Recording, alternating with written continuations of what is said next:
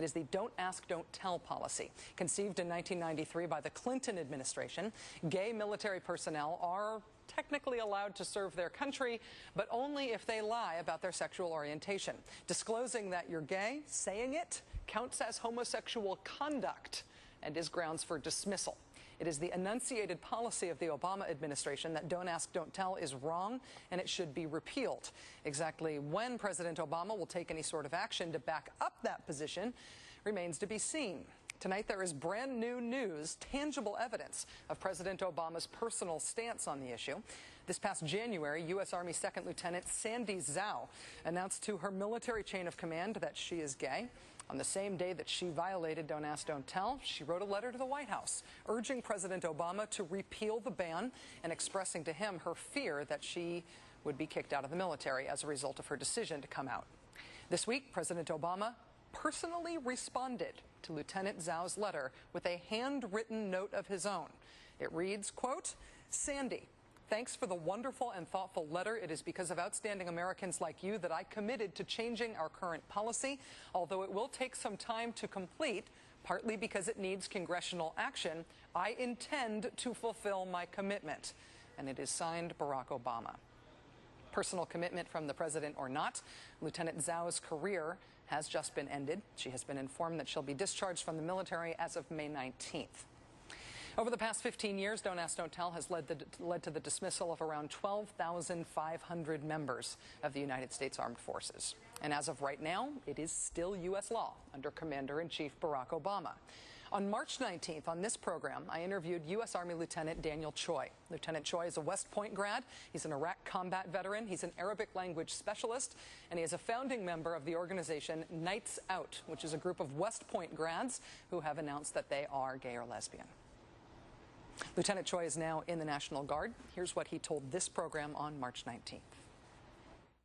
I am an infantry platoon leader in the New York Army National Guard, and by saying 3 words to you today, I am gay, those 3 words are a violation of Title 10 of the U.S. Code. This week, those 3 words cost Dan Choi his military career as well. He has received a letter from the U.S. Army informing him that he is being dismissed. It says in part, quote, "This is to inform you that sufficient basis exists to initiate action for withdrawal of federal recognition in the Army National Guard for moral or professional dereliction. Specifically, you admitted publicly that you are a homosexual, which constitutes homosexual conduct. Your actions negatively affected the good order and discipline of the New York Army National Guard." Joining us now for his first interview since being informed of his dismissal is U.S. Army First Lieutenant Daniel Choi. Lieutenant Choi, thank you so much for coming back on the show. It's nice to see you. Good to see you face to face, yeah. You knew there was a very good possibility that by coming out publicly on this show, you would get kicked out of the military. But I have to ask what your reaction was when you actually got the letter this week. Well, when I got the letter, I was extremely angry. I mean, the letter is basically saying, bottom line, Lieutenant Dan Choi, you're fired. You're a West Point graduate, you're fired. You're an Arabic linguist, you're fired. You deployed to Iraq, you're willing to deploy again, doesn't matter. Because you're gay, that's enough grounds to kick you out. But the biggest thing that I'm angry about is what it says about my unit. It says that my unit suffered negative good order, and the negative actions and good order and discipline suffered. That's a big insult to my unit. I mean, all the insult that the letter can do, to say that I'm worthy of being fired, that's nothing compared to saying that my unit is not professional enough, that my unit doesn't deserve to have a leader that is willing to deploy, that has skills to contribute. In terms of the good order and discipline allegation, what has been the reaction that you got from your fellow troops, from your unit, after you told them that you're gay? Was there upset? Was there discord? Were there any negative consequences to your ability to function as a group?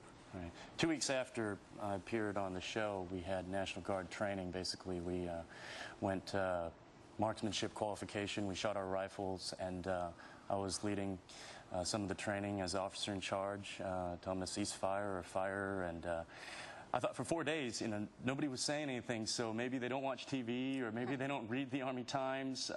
But at the end of the training, so many people came up to me my peers, my subordinates, people that outrank me, folks that have been in the Army, and this is an infantry unit, infantrymen that coming up to me and saying, hey sir, hey Lieutenant Choi, we know and we don't care that you can contribute to the team.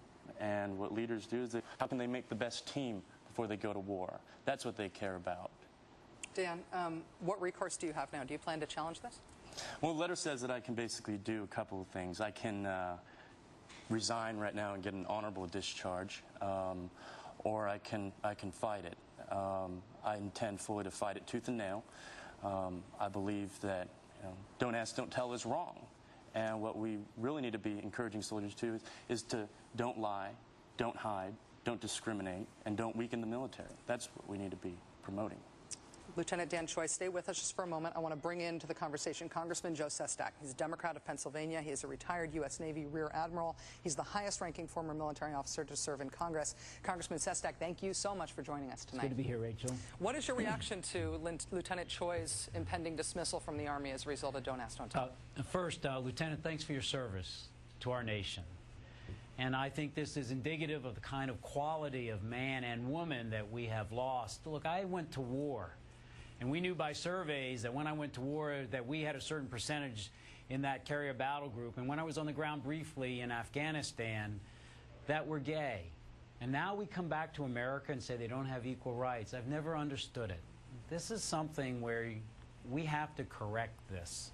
It's just not right. I can remember being out there in command, and someone would come up to you and start to tell you, and you just want to say, no, I don't want to lose you. You're too good. Congress, with this president, needs to act upon this. I have appreciated that the president is rightly focused on economic security and now with his budget. But I believe this summer or early this fall that we need to correct this.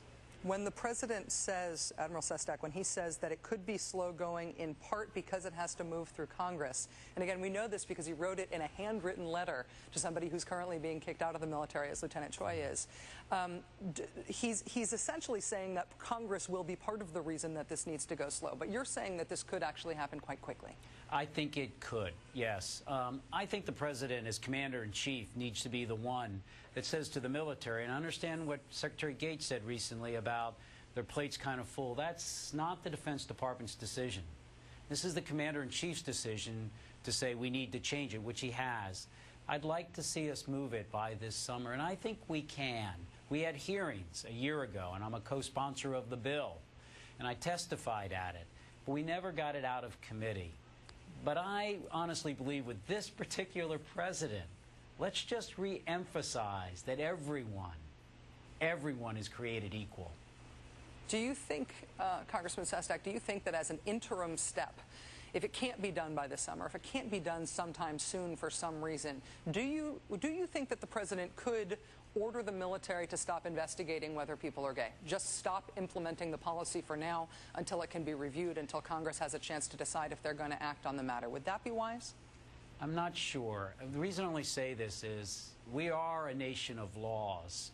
And in this last administration, we saw executive actions that seem to bend, if not break, those laws. And even though it's for the right reason right now, I'd like to see us take this on right now, begin the process.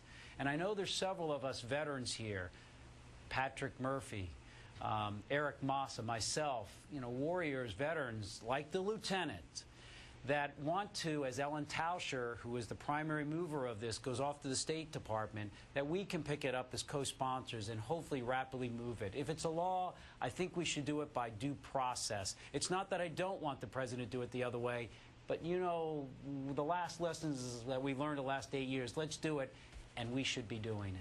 Congressman Sestak, since we have you on, I would be remiss if I did not ask you if you have made a decision yet on whether to challenge Arlen Specter for the Democratic Senate seat in Pennsylvania. I should say that on the subject, we tried all day today to try to verify Senator Specter's position on Don't Ask, Don't Tell, and we're not able to get any sort of explanation from him of his position on that subject yet. We're hoping to get one, but have you made a decision about whether or not to challenge him?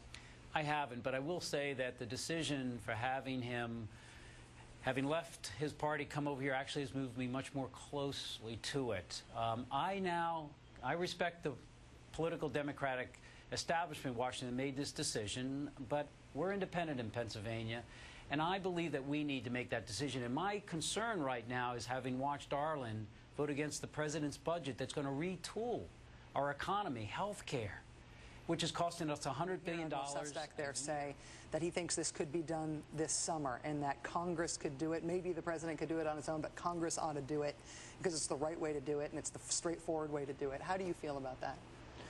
Well, I'm not a politician myself. I just, like so many thousands of others, gay and lesbian, that are in the Army, that are in the armed forces, raised their right hand. They said, you know, we're in a time of war right now. It's not about what timing is good or bad. It's not about what you want to do. It's about what your responsibility is. And we're saying that we're standing up to our responsibility, and we're saying we want to serve. U.S. Army